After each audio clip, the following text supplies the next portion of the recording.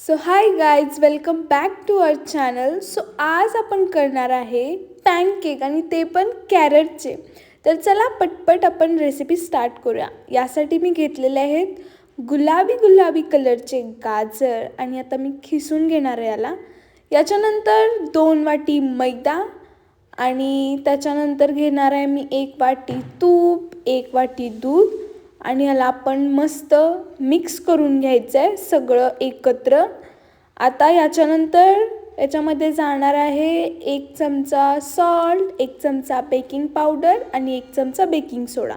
आणि त्याच्यानंतर थोडंसं तुम्हाला जर दूध लागलं तर तुम्ही ॲड करू शकता.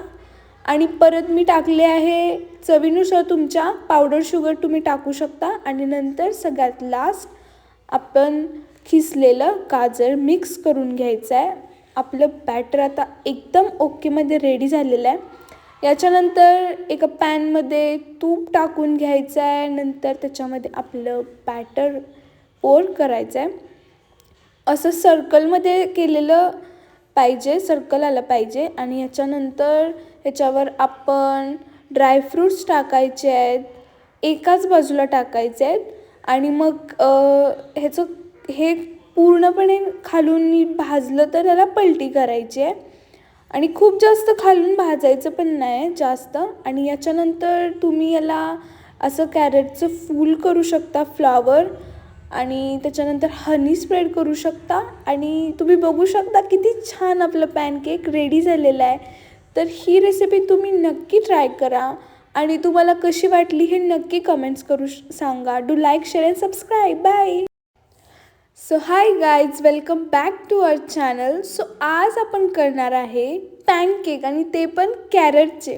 तर चला पटपट आपण रेसिपी स्टार्ट करूया. यासाठी मी घेतलेले आहेत गुलाबी गुलाबी कलरचे गाजर आणि आता मी खिसून घेणार आहे याला.